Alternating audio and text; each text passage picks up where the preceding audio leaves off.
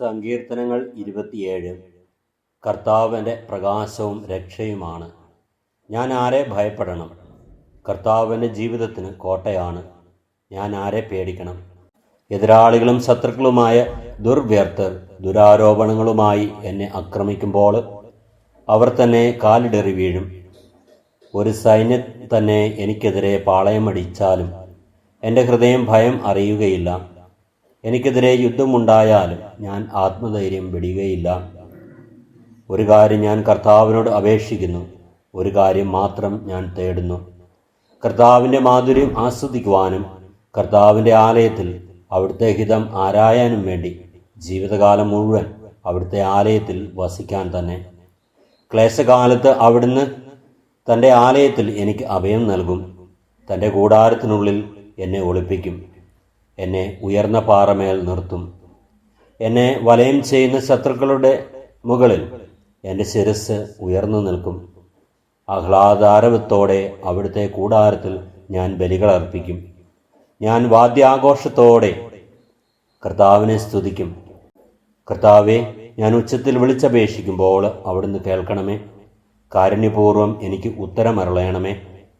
എൻ്റെ മുഖം തേടുവിൻ എന്ന് അവിടുന്ന് കൽപ്പിച്ചു. കർത്താവെ, അങ്ങയുടെ മുഖം ഞാൻ തേടുന്നു എന്ന് എൻ്റെ ഹൃദയം അങ്ങയോട് മന്ത്രിക്കുന്നു. അങ്ങയുടെ മുഖം എന്നിൽ നിന്നും മറച്ചു വയ്ക്കരുതേ. എൻ്റെ സഹായകനായ ദൈവമേ, അങ്ങയുടെ ദാസനെ കോപത്തോടെ തള്ളിക്കളയരുതേ. എൻ്റെ രക്ഷകനായ ദൈവമേ, എന്നെ തിരസ്കരിക്കരുതേ. എന്നെ കൈവെടിയരുതേ. അപ്പനും അമ്മയും എന്നെ ഉപേക്ഷിച്ചാലും കർത്താവ് എന്നെ കൈക്കൊള്ളും. കർത്താവെ, അങ്ങയുടെ വഴി എനിക്ക് കാണിച്ചു തരണമേ. എനിക്ക് ശത്രുക്കളുള്ളതിനാൽ എന്നെ നിരപ്പായ വഴിയിലൂടെ നയിക്കണമേ. വരികളുടെ ഇഷ്ടത്തിന് എന്നെ വിട്ടുകൊടുക്കരുതേ. കള്ളസാക്ഷികൾ എനിക്കെതിരെ ഉയർന്നിരിക്കുന്നു. അവർ ക്രൂരത നിശ്വസിക്കുന്നു. ജീവിക്കുന്നവരുടെ ദേശത്ത് കർത്താവിന് നന്മ കാണാമെന്ന് ഞാൻ വിശ്വസിക്കുന്നു. കർത്താവിൽ പ്രത്യാശ അർപ്പിക്കുവിൻ. ദുർബലരാകാതെ ധൈര്യം അവലംബിക്കുവിൻ. കർത്താവിന് വേണ്ടി കാത്തിരിക്കുവിൻ.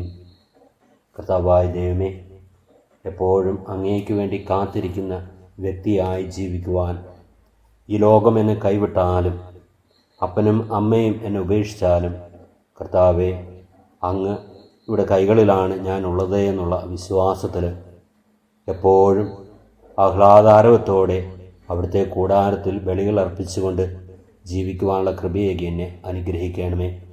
ഒരു കാര്യം മാത്രം ഞാൻ കർത്താവെ അങ്ങയോട് അപേക്ഷിക്കുന്നു, ഒരു കാര്യം മാത്രം ഞാൻ തേടുന്നു, കർത്താവിൻ്റെ മാധുര്യം ആസ്വദിക്കുവാനും കർത്താവിൻ്റെ ആലയത്തിൽ അവിടുത്തെ ഹിതം ആരായാനും വേണ്ടി ജീവിതകാലം മുഴുവൻ അവിടുത്തെ ആലയത്തിൽ വസിക്കാൻ തന്നെ. നമ്മുടെ കർത്താവ് ഈശോ മിശിഹായുടെ കൃപയും പിതാവായ ദൈവത്തിൻ്റെ സ്നേഹവും പരിശുദ്ധാത്മാവിൻ്റെ സഹവാസവും നാം എല്ലാവരിലും എപ്പോഴും ഉണ്ടാകുമാറാകട്ടെ, ഇപ്പോഴും എപ്പോഴും എന്നേക്കും. ആമേൻ.